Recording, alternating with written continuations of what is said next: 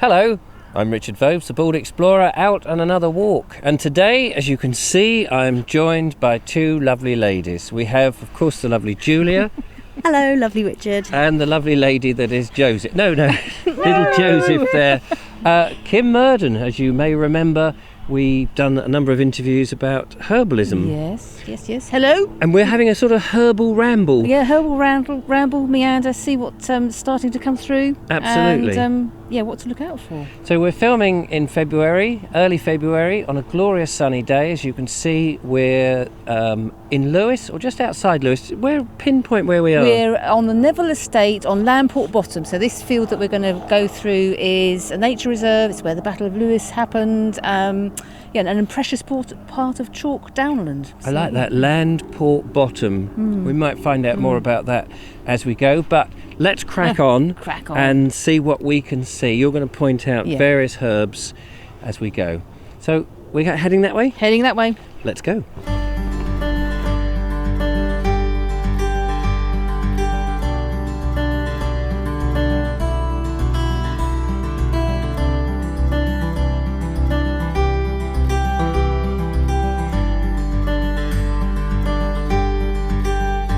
We're getting out onto the hillside now, Kym, which is very exciting. Up towards the racecourse as well, but behind us, yes. Look at that view. Yeah, Mount Caban right behind us. Right there. And the chalk quarry. Do come in a bit, Julia. We've almost lost you. There we go. And the old. Well, the Snowdrop Inn, I think. That's from that quarry. Yeah. Yes. So the golf club on the top. And peregrines and ravens nest over there as well. Oh, so, good gracious. Yes. Amazing. Yeah. Now, en route, you've been pointing out a number of things that already, we barely started the walk, but you've started to see things, and this must be typical for you. It is. It's very slow coming out with me.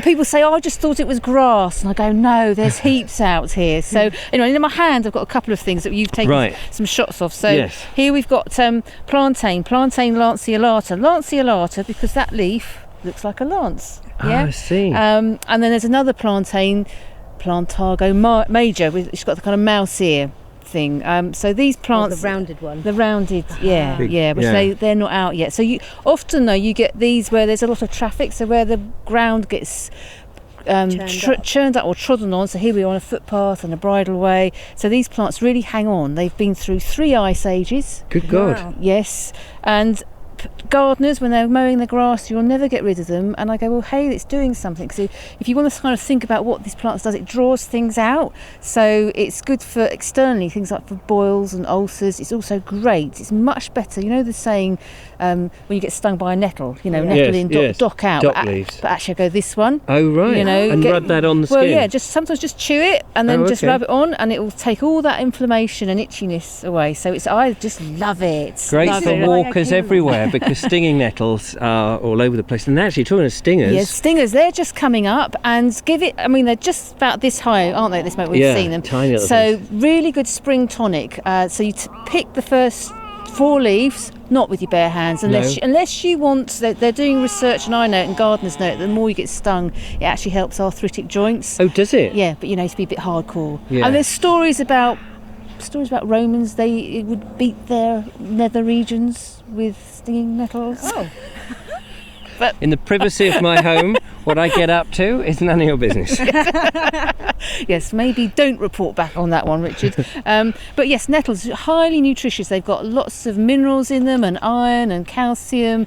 And if you think about it, historically, over the winter, our diets are very carbohydrate or the meat based. Yes. But as spring comes, we want these blood cleansers, we want these things that are going to give us energy. So nettles are absolutely prime for that. So you pick the tops, you wash them in salt water, and you use them like you'd use spinach, and just use some stock and onions. And so when you boil it takes out the sting? Absolutely. Yeah. You can actually eat them raw as well if you roll, because the stings are just on the edges of the leaves. Right. So, but that's kind of what bushcraft survival people do. What else have we spotted? Because there was a number of other things. I've got it scrunched up in my hands. So the emergence of Sticky Willy. I recognise that. Yes. Goosegrass, Gallium aparone. So again, that gets used as a spring pot herb. So either at the top, they're quite tender now, but if you were to eat these later in the season, it would actually kind of scratch and I think in Scotland there's an old name called it blood tongue, because the kids used to feed it to each other and make their tongues bleed, Nice. as kids do. So again, another really nutritious herb. I mean, in the clinic I would use this internally for treating things where you're wanting to work on someone's lymphatic system, so you're working on their immune system, and but that's getting a bit too technical. But you can use that as a spring herb for salads and with your nettle soup a bit, actually. Fantastic. So cleansing. Yeah. Wow. Yeah. Other things that we've seen en route, just to quickly, we've seen some blackthorn. Blackthorn again.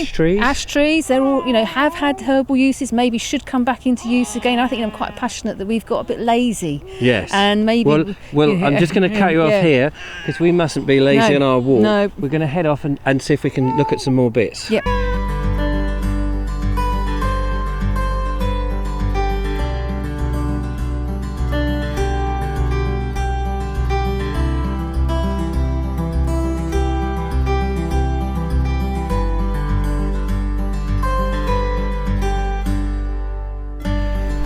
Gosh, that's very nice. It is, look at that. The view, the history, the dew pond. The dew pond, this is Jill's dew pond. Is it? So it's quite a new one, we think, but it's got, to our benefit, great crested newts in it. Oh wow, So, we love great crested newts, because they do stop building. new builds in their prime. Yes, and our sad friends, dog walkers and I, we come up in the spring, start to look with our binoculars, and look through the water to see if we can see them from the fence. Have you ever seen any? Yeah. Have you? Yeah. Oh, mate, have you seen any, Julia? No. I'm just excited for her. We should have a go in a moment, because the frogs are in my pond already. Oh, are they? Yeah. Oh, gosh. Yeah. So this area is full of history. Full of history. The Battle of Lewes. Yes. 1264? Battle of Lewes, 1264. They think, the Simon de Montfort's horses came down from behind us in Mount Harry and down into the town this way, because we can see the castle. Yes. The viewers can't, but of course, the Priory would have been standing there, Lewes Priory glistening away, so it would have been quite a magnificent sight, wouldn't it? Yeah, absolutely. And then this field that we've just walked through, you were telling us that's a nature reserve. It's a nature reserve. It's now protected by the Lewes Town Council, and chalk is actually a really precious bit of habitat. In a sort of square metre of chalk, you can get as much, if not more, biodiversity and plant life than in the jungle, in the Amazon jungle. Good God, didn't know that. That's impressive. It is. So you've got this very fragile soil. Yeah. On the chalk, and there's particular plants that really only like growing on the chalk downlands. So in the summer, which will come up again when the wild carrot is out. It's wild carrot. Wild carrot. Is it orange and like? No. It's got that umbrophilia, so like cow parsley. It's got that kind of flower.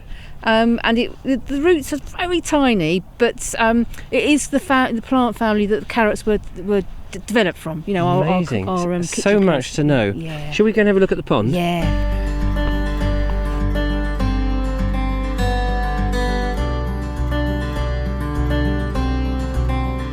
We've come and sat down on this rather lovely bench here next to the dew pond, Jill's pond, and there's a racecourse here. Now, I did a walk fairly recently, if regular viewers may remember it, and I went past it and I was quite surprised to see it, but there's a lot more to it than met the eye. Well, this racecourse, the Lewes racecourse, I think was 1764 when it came. So this was Lewes racecourse, yes, right? And then it came defunct in 1964. Don't quote me on that. Go and look it up yourselves. But now someone's converted the grandstand, and then there's various racing yards up here, so they come and exercise their horses. This bit we're in front of is private, and quite right too, because the horses do their training up and down. And luckily we've seen some horses belting up here. I love it. Some people get very cross about the horses in Lewes, but I think we need to share the land. Yeah. And where you were walking further up north, the remaining racecourse loops round, and that's probably what you saw. Yes. So yes. Yeah, and down here there's still some jumps and whatever. So this must have been in its heyday then, quite a popular place with crowds of people and with a grandstand, as you say. Yes. I think you go online, you can look up some really interesting photographs. And I think there's a Lewes man who's very passionate about getting all the history of Lewes racecourse. Another thing to go and Julia's a great fan of horses. I absolutely love them. My favourite animal. So we have seen a few, and I know Julia's got very excited perspective, which is great.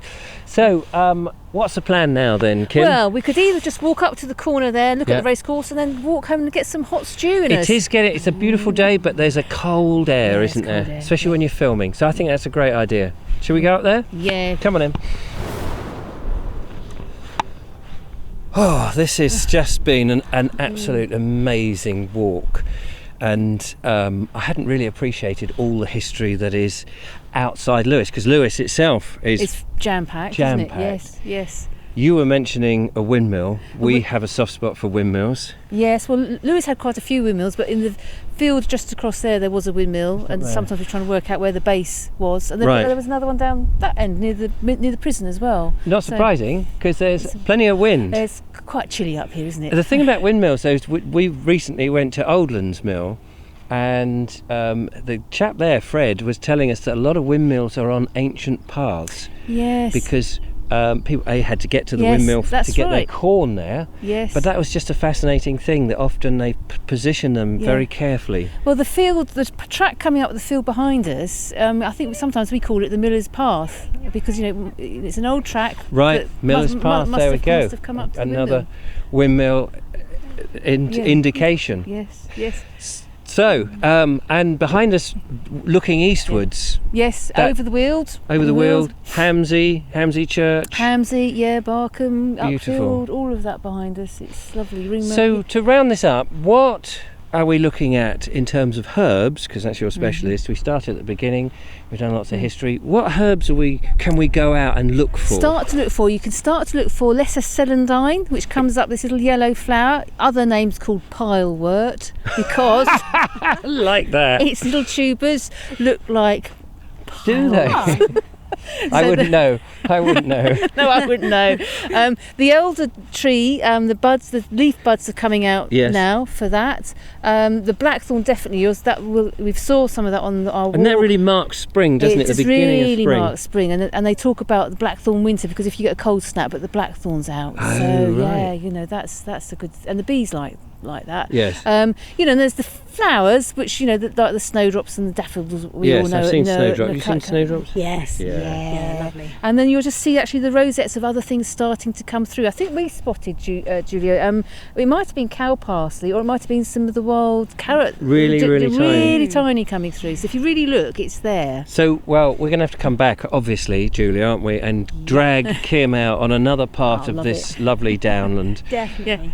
Now, Kym, legend has it, I've heard that you are setting up your own YouTube channel. I am setting up my own YouTube channel. I think I'm going to call it the Lewes Herbalist and Storyteller. Keep it to what my Facebook page is. Absolutely. And coming soon. Very soon. We will alert you as soon, and we'll do a thing about it, help you launch it. Thank you. It'll be a bit of fun. Anyway, hope you've enjoyed our little romp out here in the countryside on a lovely winter's day. It's been fantastic. Thank you so much, Kym. It's a pleasure. It's everybody loves you. They love the way you speak. All the comments. Do leave a comment and tell us what you think. If you've got any questions for Kym, put them in and we'll see if Kym will answer them. We'll direct you to her channel. Julia, thank you for coming on. Thank you both for letting me tag along. And we sent Joseph to sleep. In the meantime, don't forget to follow, like, subscribe, all the usual stuff. Give us a thumbs up. Give the old algorithm something to think about. And we'll see you on the next one. Till then, from us. Bye. Bye-bye. Bye-bye. Did you say you got something warm in the pot at home? I did. Let's skip down and enjoy it. Come on!